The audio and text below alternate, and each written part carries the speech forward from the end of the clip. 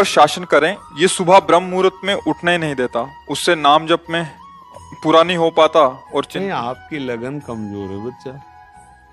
नहीं, हमारा मन सोने नहीं देता, आप क्या बताओ क्या कर तुम्हारा मन उठने नहीं देता और हमारा मन सोने नहीं देता। अभ्यास योग युक्तेन चेतसा नान्यगामिना। जिसे शरीर बहुत क्लिष्ट रोग से युक्त है, तो जैसे डायलिसिस हुआ शाम तक, अब डायलिसिस के बाद जो हालत होती है वो ऐसी होती है जो अब कुछ शरीर में भारी भड़कन, कुछ खाने की इच्छा नहीं, 11-12 नींद ही नहीं। अब अगर थोड़ी आनी शुरू हुई तो हमारी 2 बजे से दिनचर्या, मतलब 1:30 बजे हमें जगना है। अब अगर हम सोते हैं तो फिर जग नहीं पाएंगे, तो याद चली गई। 1:30 बजे उठे, आसन में बैठे, पानी गर्म हुआ मिला और 2 बजे शौच स्नान के लिए बाथरूम, दिनचर्या या 2:45 बजे तो यहाँ आ जाते हैं। क्या हुआ? हमने नींद लेने का बहुत अभ्यास किया तो नाक नहीं खुल रही, और नींद पर बचपन से उस पर शासन हुआ तो वो हमसे कहती राधे राधे। अब उससे कोई परेशानी, थोड़ा तो शरीर है ना प्राकृतिक, पर अब ऐसी परेशानी नहीं होती कि सत्संग छूट गया, भजन छूट गया, अब तो हम विक्षिप्त, ऐसा नहीं होता। तो ऐसे ही आप अभ्यास कीजिए। आजकल तो सुविधा है, अलार्म लगा लीजिए तो आपको जगा देगा, आप जग गए। आप दिनचर्या करिए, कुछ दिन बाद बिना अलार्म के जग जाएंगे। अपने लोगों की ऐसी दिनचर्या थी पूर्व में कि मतलब अगर आप घड़ी से देखो तो 5 मिनट का अंतर है तो हम नहीं कह सकते ऊपर नीचे, ठीक राइट टाइम अपने आप आंख खुलेगी अपने आप। अब बचपन से अभ्यास रहा है ना, ठीक 2 बजे हमारी दिनचर्या, ये आज की नहीं है, ये 20 वर्ष की है। जब मान लो सत्संग ये सब नहीं चलता था तो सुबह स्नान करके 2 बजे वृंदावन की परिक्रमा, सूर्योदय होते होते मंगला होकर फिर गुरु जी की सेवा, ऐसा। तो हम अभ्यास कमजोर कर रहे हैं। अब किसी किसमें आशीर्वाद की जरूरत है, अभ्यास कीजिए। आप शाम के जब रात्रि में सोए ना भगवत चिंतन करते हुए, और आप टाइम अपने माइंड पे स्थापित कीजिए, मुझे 4 बजे जगना ही है, तो 4 बजे आपकी घंटी बज जाएगी दिमाग की। फिर आप करवट लेके सो जाए, वो आपकी बात अलग है। अगर आप सच्चा संकल्प करेंगे तो आप देखना जग जाएंगे, क्योंकि अंदर ही भगवान बैठे हुए हैं, चेतना है। अच्छा 4 बजे, और आप 1 साल अभ्यास कर लीजिए 4 बजे, फिर इसके बाद आपको 4 बजे के बाद नींद ही नहीं आएगी, आपको नींद खुल जाएगी। अभ्यास योग युक्त है, ये नींद है, भोजन है। अब जैसे भोजन है, रोज आप आधा कवल बढ़ाते चले जाइए, धीरे धीरे डाइट बहुत अच्छी बढ़ती चली जाएगी, और आप घटाते जाइए तो 1 रोटी 2 रोटी में आपका काम चलने लगेगा। 2 रोटी दाल, थोड़ा सा संयम नियम से चलो, बहुत अल्पाहार करने लगोगे, स्वस्थ शरीर रहेगा।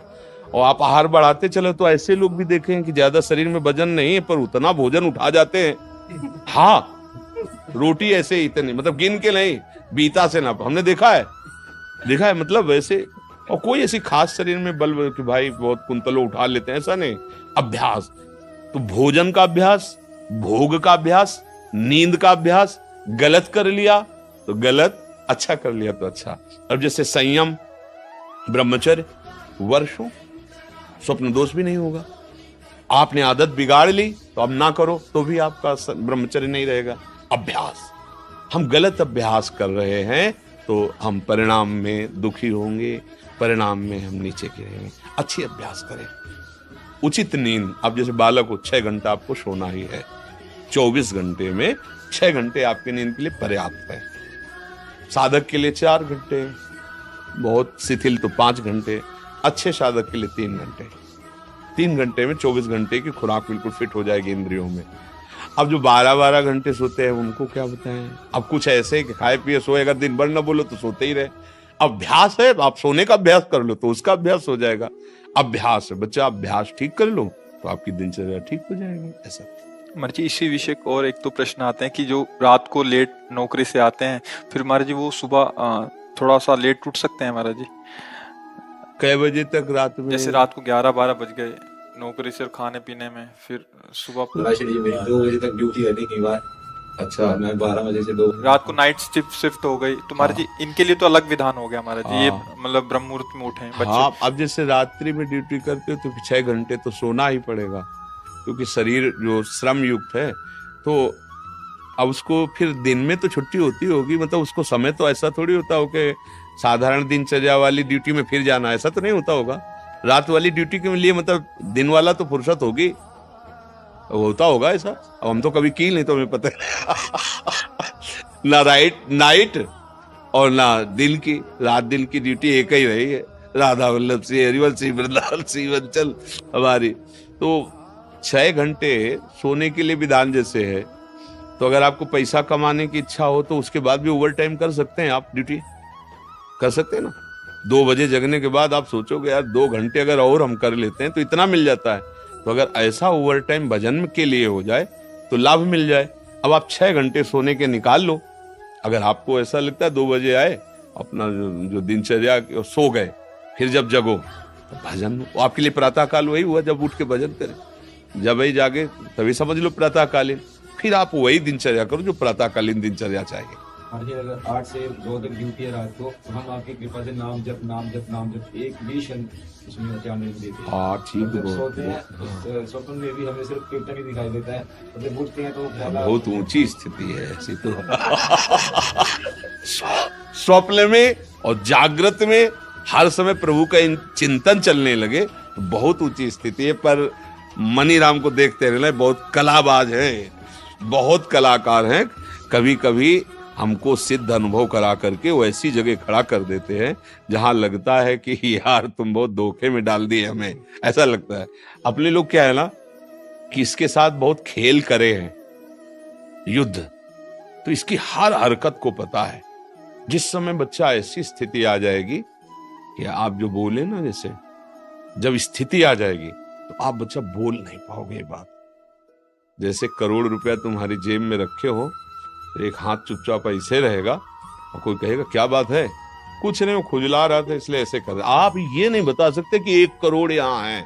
अगर नाम जब चलने लगा, ऐसी स्थिति आने लगी तो इतना आप भयभीत हो जाएंगे, बताने में आप कह नहीं पाएंगे। और आपको ये अनुभव होगा कि जैसे भजन होना चाहिए हो नहीं रहा। प्रभु मुझ नीच पर कब ऐसी कृपा होगी कि मेरा ऐसा भजन हो जाए। अभी क्या है, कृपा से हो रहा है और अहंकार में स्वीकृति हो रही, इसलिए टिकाऊ बात नहीं बच्चा। भजन करने वालों के हृदय में ऐसी भजन की भूख पैदा होती है कि रात दिन करने पर भी उन्हें रोना आता है कि प्रभु कब मुझसे ऐसा भजन होगा जैसा संतों ने किया, और रात दिन भजन कर रहे हैं। समझ लो ना बच्चा, यहाँ आए हो ना, बहुत कृपा पात्र हो, तो अवास्तविक तुम्हारी स्थिति ऐसी हो जाए कि जागृत स्वप्न सुषुप्ति स्फुरत में राधा पदाब्ज छटा, चाहे जग रहे हो या सो रहे हो या स्वप्न में हो, लाडली लाल के साथ आपका मन सावई मना कृष्ण पदार। कभी अब कहना नहीं और अभ्यास बढ़ाते चले जाओ। जो हो रहा है नाम जप वो श्री जी की कृपा से हो रहा है, गुरु जी की कृपा से हो रहा है। कहने से ये बात हट जाती है, अहम पुष्ट होता है, चुपचाप अंदर ही आता है। अब या तो आप जानते नहीं थे या आप करते नहीं तो डर लग जाएगा। अपनी कोई चेक किसी को दिखाएगा, कोई पैसा दिखाएगा, हीरा जवाहरात दिखाएगा क्या? तिजोरी में बंद किया जाता है लॉकर में, एक चाबी वहां और एक चाबी गुरुजी के पास, एक चाबी आपके पास। केवल गुरुजी और आप मिलके बात कर सकते हो उस लॉकर की चाबी को, तो समझ रहे ना, अपने गुरु से केवल पर्सनल, घर गृहस्थी परिवार नहीं, बैंक में एक चाबी आपके पास, लॉकर का होता है ना, दोनों मिला के, मतलब केवल सदगुरु और आप, फिर अपने अनुभव, फिर वो आपको कभी व्यक्त कर देंगे तो फिर वो अंतर ध्यान हो जाएंगे, साधन में बाधा पड़ जाएगी। बहुत कृपा पात्र हो, चल रहे हो, आगे और बढ़ो, पर गुप्त रखो अंदर की बात। और 6 घंटे विश्राम सोने के करके फिर पाठ भजन जो भी जैसी दिनचर्या हो घर गृहस्थी की, वो भी भजन है। जैसे अपने लोग कभी कभी कड़वी बोल देते ना, खिलाफत की बात, ये थोड़ा एक आता है सुदर्शन चूर्ण है, बहुत कड़वा होता है पर वो बुखार को जड़ से नष्ट करता है। तो अब सचिव वैद गुरु 3 जो प्रिय बोले भयास, राज धर्म तन 3 कर होई बेगही नाश। अगर सदगुरु मुँह छुपरी बातें करने लगे तो बिगड़ जाएगा मामला। वैद्य अगर मरीज के अधीन हो गया तो कभी नहीं ठीक होगा। राजा को अगर मंत्री मुँह छुपरे मिल गए सलाह देने वाले तो राज्य नष्ट हो जाता है। इसलिए जैसे अपने लोग हैं ना, तो आप हमारे मित्र हैं, आप हमारे बच्चे हैं, आप हमारी आत्मा हैं, जैसे भी भाव से, व्यवहारिक भाव से भी, परमार्थिक भाव से, आपको वास्तविक मार्ग मिल जाए, आप वास्तविक सुख में पहुंचे। इसलिए हो सकता है कि कभी आपके प्रतिकूल कठोर वचन, नाटक कर रहे, आप सच्चे चल रहे हो, आप सोचोगे मैं तो जप रहा हूं, फिर महाराज जी डांट क्यों रहे? नाटक। जो आपका अहम जाल बिछाना चाहता खत्म कर। है कुछ नहीं, मैं बड़ा भजनानंदी, चुप बैठ, खत्म। और वो सुरक्षित हो गया, जो था माल वो पूरा सुरक्षित हो गया, कोई नहीं लूट सकता। अब अगर आप प्रतिकूल सोच गए, मतलब यार बाबा से हमने प्रार्थना की, बाबा ने हमें दबका दिया, भजन तो करते ही हो, कुछ दूसरे को तो माला पहना देंगे, जो मैं भजन करता हूं मुझको दबका दिया। ये तभी कहा दुर्गम हो, संतों का समागम बड़ा दुर्गम है। जब देखा जाता है ना, जैसे मान लो एक आदमी बिल्कुल गंदे आचरण करता है और उसने कहा कि आज से मैं गंदा आचरण छोड़ता हूं, बस ये है कि हम 10 मिनट नाम जपेंगे राधा राधा, शाबाश, बारे बहादुर, चिंता मत कर, हमारा साथ है। 10 मिनट जब, अब आप 6 घंटा जप रहे हैं, अच्छे आचरण कर रहे हैं, अब आपसे हम नजर टेढ़ी करके बात करेंगे, आपको लगेगा यार वो शराब भी पीता था, मांस भी खाता, आज बात करो। 10 मिनट की शाबाश बोल दी और 6 घंटे जब करते फिर भी हमारे, क्योंकि अभी 24 घंटे पूरे कराने हैं आपसे, फिर पूरा जीवन आपका भगवत स्वरूप बनाना है। जैसे लड़का कोई नया है ना और बस स्कूल में वैसे गोली खींचे, ऐसे डंडा बना दे, तो टीचर क्या कहता है? वाह शाबाश शाबाश, बहुत अच्छा। अगर साल भर उतने ही करता रहे तो छड़ी लेकर वही गोली डंडा, वही आगे बढ़, का खा गा घा अंगा, अभी तो ज्ञा तक पहुंचना है। ऐसे जब संत समागम में कभी उनका कड़ुआ वचन, उनकी डांट लगे, तो अंदर से सोचना चाहिए भगवान हम पर बड़े कृपालु हैं, हमारी रक्षा कर रहे हैं, वो हमें अपना मानते हैं। डांट किसको लगाई जाती है? जिसे प्यार किया जाता है।